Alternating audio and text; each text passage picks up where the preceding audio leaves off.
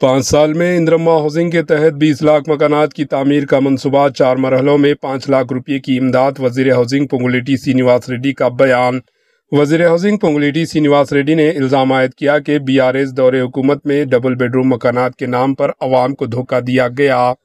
पोंगुलेटी श्रीनिवास रेड्डी नलगुंडा जिले के नकरिकल में इंदिरम्मा हाउसिंग स्कीम के इस्तेफादा कुंदगान में मंजूरी लेटर्स की इजराई के बाद खिताब कर रहे थे।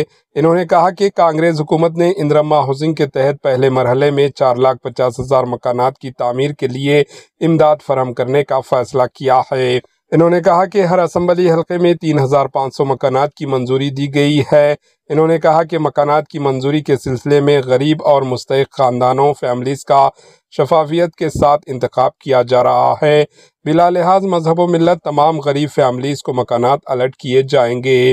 इन्होंने कहा कि 5 बरस में हुकूमत 20 लाख मकानात की तामीरी का मंसूबा रखती है और इस्तेफादा कुंदगान को 4 मरहलों में 5 लाख रुपये की रकम बतौर इमदाद दी जाएगी। इन्होंने अवाम से अपील की कि वो इस स्कीम के लिए दरमियानी अफराद, बीच के अफराद ब्रोकर से रुजू ना हो और अहदेदारों की जानिब से मुकम्मल शफाफियत के साथ इंतखाब अमल में आएगा। वज़ीर हाउसिंग पोंगुलेटी श्रीनिवास रेड्डी ने कहा कि BRS दौरे के हुकूमत में किसानों को अर्जियात के हक से महरूम कर दिया गया। कांग्रेस ने भूभारती कानून नाफिज किया है जिसके तहत किसानों की अर्जियात का तहफ़्फ़ुज़ होगा।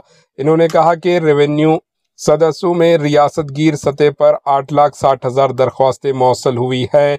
इन्होंने कहा कि गरीबों को 200 यूनिट फ्री करंट और 500 रुपये में गैस सिलेंडर सरबराह किया जा रहा है। राजीव आरोग्य श्री स्कीम के तहत 10 लाख रुपये तक का इलाज की सहूलत दी जा रही है। रैतु बंधु के तहत किसानों को फी एकड़ 12,000 रुपये अदा किए जा रहे हैं।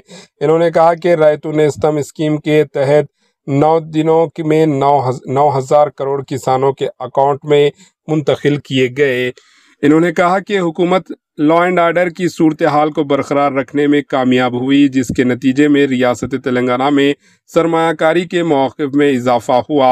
Bureau report, AHN news. ఈనాడు అన్ని ఇన్ని కాదు చెప్పుకుంటా పోతే సంక్షేమ కార్యక్రమాలను చేస్తున్న మన ప్రభుత్వం పోటీ అనేది అసలు గ్రామాల్లో ఉండొద్దు, వినానమసకనే రావాలి అన్నది, మనం చేసే కష్టానికి ప్రజలు ఇచ్చే తీర్పు అలా ఉండాలన్నది నా ఆలోచన. స్థానిక సంస్థ ఎన్నికల్లో ఈ ఇందిరమ్మ ప్రభుత్వ పక్షాన నిలబడే అభ్యర్థులకి ధీటుగా నిలబడే స్థాయి వారికి ఎక్కడుంది ఈ గ్రామాల్లో అని ఈ వేదిక ద్వారా ఒక్క కల్లూరు మండలమే కాదు రాష్ట్ర వ్యాప్తంగా అన్ని నియోజకవర్గాల్లో ఆనాడు వారు చేసిన దళారీ తరమే గడిచిన అసెంబ్లీ పార్లమెంటు ఎన్నికల్లో వారికి 2 సార్లు తెలంగాణ ప్రజలు కర్రు కాల్చి వాత పెట్టారు. మళ్ళీ ఈ స్థానిక సంస్థ ఎన్నికల్లో కొన్ని పంచాయతీల్లో కనీసం నిలబడే అభ్యర్థులే దొరకరు అన్నది నగ్న సత్యం.